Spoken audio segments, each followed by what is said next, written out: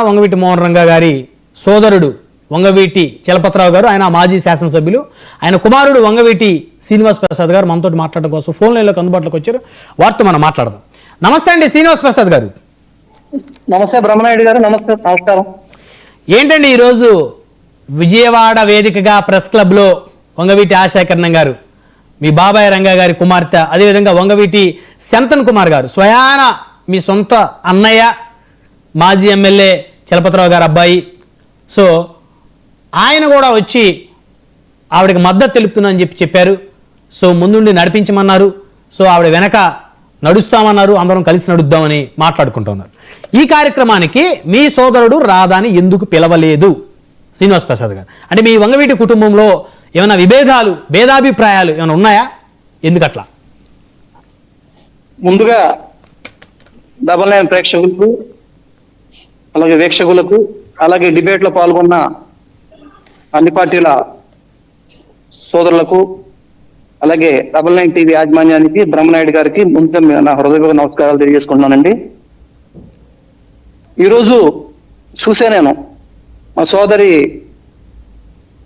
మా బాబాయ్ గారు అమ్మాయి ఆశా కిరణ్ గారు, మా సోదరుడు శంతన్ కుమార్ గారు, వీళ్ళందరూ కలిసి విజయవాడ హోటల్లో ప్రెస్ మీట్ పెట్టి డిసెంబర్ 26వ తేదీ వైజాగ్ మార్కెట్ బీచ్ లో రంగానాయుడు కార్యక్రమాన్ని మీటింగ్ ఏర్పాటు చేయడం, ఆ మీటింగ్ ని సక్సెస్ చేయాలని చెప్పి కోరడం జరిగింది. ఒకటి చెప్తున్నా బ్రహ్మనాయుడు గారు, రంగా గారు ఇప్పుడు మేము ఎవరో కాదు కదా, మేమందరం ఒక కుటుంబంలో సభ్యులు. మేము అవును, రాధా గారు కానివ్వండి, చంద్రన్ కుమార్ గారు కానివ్వండి, ఆశా కిరణ్ కానివ్వండి, నేను కానివ్వండి, ఎవరైనా సరే ఒక కుటుంబ సభ్యులు. అవును, మేము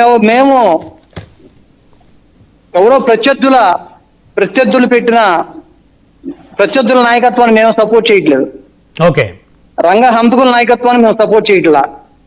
ఓకే. మా కుటుంబ సభ్యుల్లో మా సోదరిమణి వంగవీటి ఆశాకరణ్ గారు రాజకీయాల్లోకి వస్తున్నారు కాబట్టి మా కుటుంబం తరఫున ఆమె స్వాగతిస్తున్నాం. మీరు స్వాగతిస్తున్నారా? స్వాగతిస్తాం, దాని తప్పే ఉంది, స్వాగతిస్తాం. ఇప్పుడు మా కుటుంబ సభ్యులు ఏదో ఒకటారా ఏదో కొంతమంది స్వార్థపరులు ఆడ తప్పితే 90% మా కుటుంబ సభ్యుల్లో ఎవరు వచ్చినా కానీ రాజకీయాల్లో మేము స్వాగతిస్తాం. అలాగే ఇప్పుడు రంగా గారు కుమార్తె మాకు 2 కళ్ళు లాంటి వాళ్ళు. ఓకే. రాధా గారు ఇప్పుడు ప్రజెంట్ వంగవీటి రంగా గారు కుమారుడు రాధా గారు కానివ్వండి, ఆశాకిరణ్ కానీ మాకు రెండు కళ్ళు, ఇద్దరు 2 కళ్ళు లాంటి వాళ్ళు. ఓకే. ఇద్దరు రాజకీయాల్లోకి రావాలనుకున్నప్పుడు వాళ్ళు మేము సమర్థిస్తాం. వాళ్ళు రాజకీయంగా ఎదగాలని చెప్పి మేము కోరుకుంటాం. ఓకే. ఆనాడు పార్టీలకు అతీతంగా, కులాలకు అతీతంగా అందరూ ఏకమైపోయి రంగా గారిని హత్య చేసిన సందర్భంలో ఇవాళ మా కుటుంబ సభ్యులను మేము రాజకీయంగా ఆహ్వానించుకోవడంలో తప్పులేదు. అవును.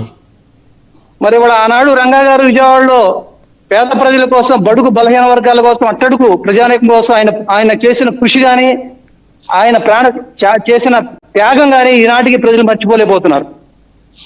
మరి ఆనాడు రంగా గారు జీవించుకున్నంతకాలం విజయవాడ పరిస్థితి ఎలా ఉంది, ఈ రోజు విజయవాడ పరిస్థితి ఒకసారి మీరు పేరు చేసుకోండి.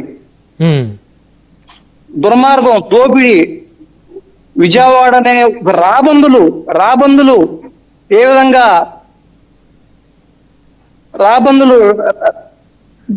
పీడించి అలా సామాన్య మధ్య ప్రజలు విజయవాడ పరిస్థితి అలా ఉంది. ఈ రోజు పరిస్థితుల్లో మా కుటుంబ సభ్యుల్లో ఆశాన్ని మేము స్వాగతిస్తాం. అలాగే మా తమ్ముడు రాధాని కూడా మేము ఎటువంటి పరిస్థితిలో వదులుకునే ప్రసక్తే లేదు.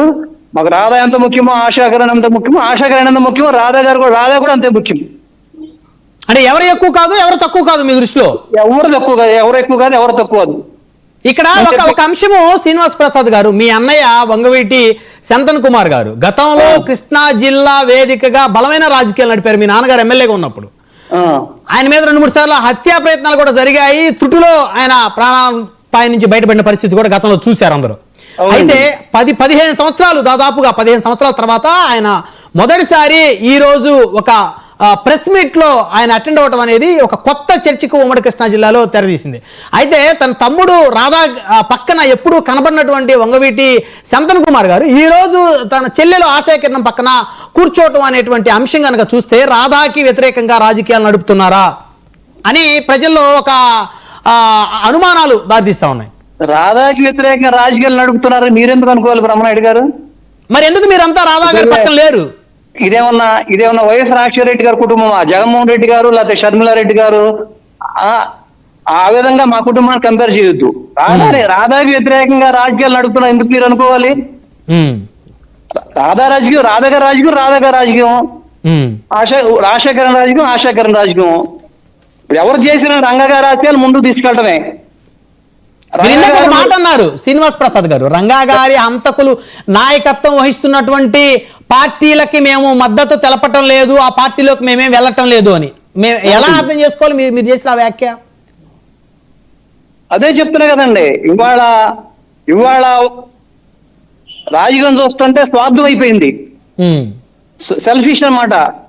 ఇవాళ ఏంటి, ఏ పార్టీలో ఉన్నా కానీ మనం ఏ విధంగా ఈ రాజకీయాల్లో ఉన్నంత కాలం ఎంత వెనకేసుకున్నాం, ఎంత అమాయకుల ప్రజలు పొట్టలు కొట్టాం, పేద ప్రజల పొట్టలు కొట్టాం, అమాయకుల భూములను కబ్జాలు చేసాం, అమాయకుల ఆస్తులను దోచుకున్నాం. దానికి ఫలితం కూడా అనుభవిస్తున్నారు, కూడా కళ్ళ ముందు చూసాం, అనుభవిస్తున్నారు. దాని దృష్ట్యా నేను మాట్లాడాను అదండి. సో అయితే ఇప్పుడు ఆశా కిరణ్ గారు ఏ రాజకీయ పార్టీలోకి వెళ్ళినా మద్దతు ఇస్తారా? ఏ రాజకీయ పార్టీలోకి వెళ్ళినా మద్దతు ఇస్తారంటే ఆమె నాకు కూడా ఫోన్ చేశారండి. ఆమె మొన్న పాలపల్లిలో కాపు వంశమారాధన పెట్టినప్పుడు నాకు ఫోన్ చేశారు మా సోదరి. ఓకే. అదే టైంకి ఏంటంటే మేము ఇక్కడ మాకు మంటాడ మా నాన్నగారు ఎమ్మెల్యే పదవికాలం అయిపోయినాక ఒక టెంపుల్ ఒకటి డెవలప్ చేశారు, శివాలయం ఊరు పక్కన మంటాడు. ఆ శివాలయంలో ఆఖరి ఆదివారం అనమాట, అది ఆగస్ట్ సండే. ఆ రోజు ఆ శివాలయంలో కార్తీక వంశమారాధన పెట్టాం మేము టెంపుల్లో. ఓకే. అందువల్ల మేము వెళ్ళడానికి వినపడలేదు. రాధా గారు ఆహ్వానించినా తప్పకుండా వెళ్తాము, ఆశాకరణ ఆహ్వానించినా తప్పకుండా వెళ్తాం. ఇప్పుడు ఈ సమావేశానికి చెప్పారు, మీరు ఒక మాట మీరు అడిగిన సమాజం చెప్తాం. ఆ రోజు అడిగారు, అన్నయ్య చెల్లెమ్మ మీరు ఏ పార్టీలోకి వెళ్తున్నారు ఏంటి అంటే, ఇంతవరకు అయితే నేను ఇష్టాన్ని తీసుకోలేదు అన్నయ్య, నేను రంగా గారి తరఫున చారిటబుల్ ట్రస్ట్ ఏర్పాటు చేసి రంగా గారి తరఫున సేవా కార్యక్రమాలు చేయడం, ప్రజల్లోకి వెళ్ళడం, పాత రాధారంగ మిత్ర మండలందరినీ సభ్యులను ఒక తాటి మీద తీసుకురావడం, సోషల్ యాక్టివిటీ చేస్తాను. ఇంతవరకు అయితే పార్టీగా ఏ డెసిషన్ తీసుకోలేదు అని అన్నారు కాబట్టి నేనే దాని గురించి కామెంట్ చేయలేదు. ఇప్పుడు ఆమె ఎలక్షన్ ముందు కానీ లేకపోతే 3 సంవత్సరాల తర్వాత లేకపోతే 2.5 సంవత్సరాలు అప్పుడు కనుక ఆమె ఒక స్టాండ్ తీసుకుంటే అప్పుడు సందర్భాన్ని బట్టి నేను మాట్లాడతాను. ఆవిడ ఏ రాజకీయ పార్టీ నుంచి అయినా చట్టసభకు పోటీ చేస్తే ఆవిడ వెంట నిలబడతారా, లేకపోతే ఆ రాజకీయ పార్టీని బేస్ చేసుకుని నిలబడతారా? ఆమె ఏ రాజకీయ అదే చెప్తున్నా కదండి. ఆమె ఇప్పుడు మనం చెప్పలేం కదా, ఆమె తెలుగుదేశం పార్టీలోకి వెళ్తారా, లేకపోతే జనసేనలోకి వెళ్తారా, లేకపోతే బీజేపీలోకి వెళ్తారా, లేకపోతే వైసీపీలోకి వెళ్తారా అని ఆమె నిర్ణయం తీసుకోవాలి. ఇంకా తీసుకున్నప్పుడు అప్పుడు ఆలోచిస్తామండి. ఇప్పుడే మేము నిర్ణయం చెప్పలేం. సో ఇప్పుడు మీ అన్నయ్య శంతర్ కుమార్ గారు కూడా రాజకీయంగా యాక్టివ్ అయినట్టు అనుకోవచ్చా ఈ మీటింగ్ తోటి?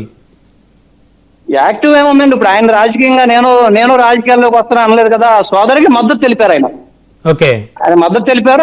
ఆ ప్రోగ్రామ్ ని డిసెంబర్ 26 రంగానాయుడిని సక్సెస్ చేయమని చెప్పి దాని గురించి ఆయన ఆశకి మద్దతు తెలిపారు, మా సోదరికి. అదండి. వంగవీటి రాధా గారికి ఆహ్వానం అందిందా? మీకేమైనా సమాచారం ఉందా? అందింది అని కానీ లేకపోతే అందలేదని కానీ? అది నాకు తెలియదండి, అది నాకైతే తెలియదు. మరి ఈ రోజే కదా ప్రెస్ ముందుకు వచ్చారు. రాధా గారికి మరి ఆహ్వానం వెళ్తుందండి, వెళ్ళకుండా ఉండదు, ఆహ్వానం తప్పకుండా వెళ్తుంది. మరి ఆయన స్టాండ్ ఏంటో తెలియదు. ప్రజెంట్ మాత్రం రాజకీయాలు గడప బయట వరకే, ఇంట్లోకి వచ్చినాక కుటుంబ సభ్యులు మేమందరం ఒకటే. రైట్. మరొక అంశం శ్రీనివాస్ ప్రసాద్ గారు, AP deputy CM Pawan Kalyan గారు క్షమాపణ చెప్పాలంటూ తెలంగాణలో ఉన్నటువంటి కాంగ్రెస్ పార్టీ ఎమ్మెల్యేలు, మంత్రులు రోజుకొకరు మాటలు దాడిని పెంచారు. సో బీఆర్ఎస్ కాంగ్రెస్ ఇద్దరు కలిసి ఏపీ డిప్యూటీ సీఎం మీద మాటలు దాడి పెంచారు. సో ఆ అంశం మీరు ఎలా చూస్తారు? ఇవాళ పవన్ కళ్యాణ్ గారి విషయంలో ఆయన మీద మాటలు దాడి చేయటం అంటే, నేను ఒకటి చెప్తున్నా, ఎవరో వెంకటరెడ్డి కాంగ్రెస్ పార్టీ కోమటిరెడ్డి వెంకటరెడ్డి గారు